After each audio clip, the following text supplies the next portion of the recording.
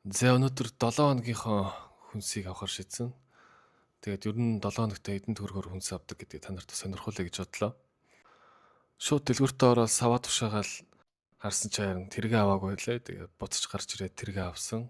Тэгээд авангуудаа шууд уух юмны тасагт нь очиод усаа авсан. Тэгээд 4 пакет ус дотроо 6 ширхтээ.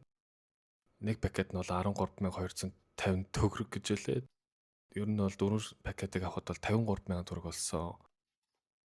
Энэ бол ерөнхийдөө бид хоёрын кофе уух, тэгээд нэг одоо фитнес, жим, одоо би сакс максандаа явахдаа авч явдаг ус гэх юм уу? 7 хоногтой. Тэгээд дараа нь талхны материал авсан. Тэгээд талхны материал бол одоо буталсан обвиосл гэж хэлэх юм та. Энэ чинээс 3 ширхгийг авах 6,000 төгрөг болсон. Одоо гурилаар биш энэ обвиосоор талах ихээр арай эрүүл юм шиг санагддаг болохоор бид хоёр энийг авдаг байгаа. За дараа нь шууд мэдээж хэрэг хөөлгөгч авна талхандаа зориулаад 3250 гэж үлээ дотор 3 ширхэгтэй.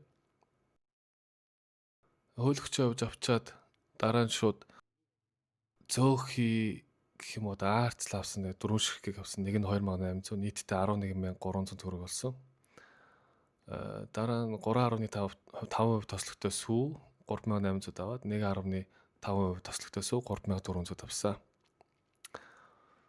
Тэгээд Боногийн өглөө хаяад random идэх туртай 2 йогуртыг авсан. Тэгээд нэг йогурт нь 8960 төгрөг. Хоёулаа нийлээд 17920 төгрөг.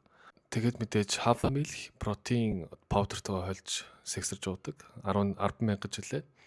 Дараа нь мэдээж хаяад халууц суй дуучих матча 11820 төгрөгт авсан. Тэгээд био 12 ширхэгтэй өндөг 16300 авсан.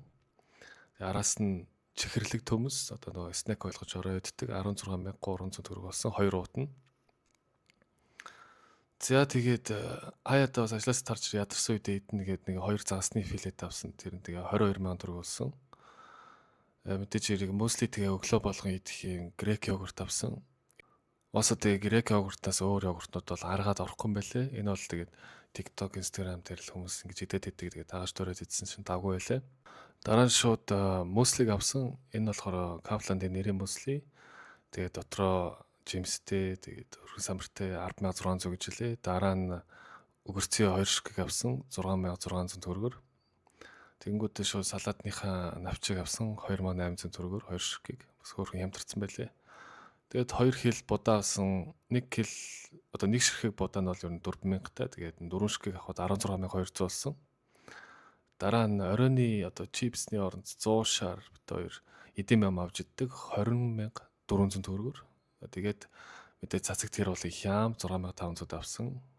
Тэгээд дараа нь мөгт бяцлаг авсан 7,700 талхны хойлоо. Тэгээд маслах бол мэдээж талах явахгүй 11,000 авсан.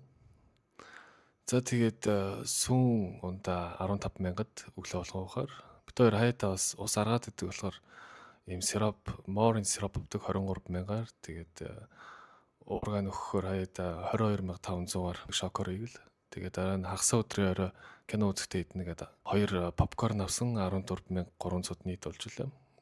За тэгээ ерөнхийдөө л 7 хоногийн хүнсийг авч дууссан. Тэгээд бокс ав мэдээж пери тэ гарын сав энтрийг тооцохгүй энэ бүхнийг хийж байгаа гэдгийг сануулах хэрэгтэй баг. За тэгэл гарч ирээл төлбөрийн баримтаа харсан чинь 79 евро болсон. Тэгээд тэр нь 326,000 төгрөг тий. Тэгээд 1 хил өхрийн маах, 1 хил дахиад маах 200,000 төгрөг. Тэгээд нийтдээ бол тий 526,000 төгрөг болд юм байлээ. Байлээ ч гэж угаасаа л тийм болдго л доо.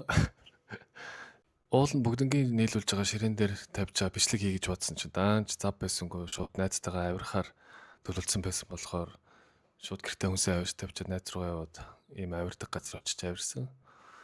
За тэгээ ер нь Германд сарда 3-7 хоног гэж тооцох юм бол сая 500, 4-7 хоног гэж тооцох юм бол тэгээ 2 сая төгрөгөөр нэг гэр бүл одоо хүнсээ авдаг гэж тооцоолж болно. Ойлгох нэ.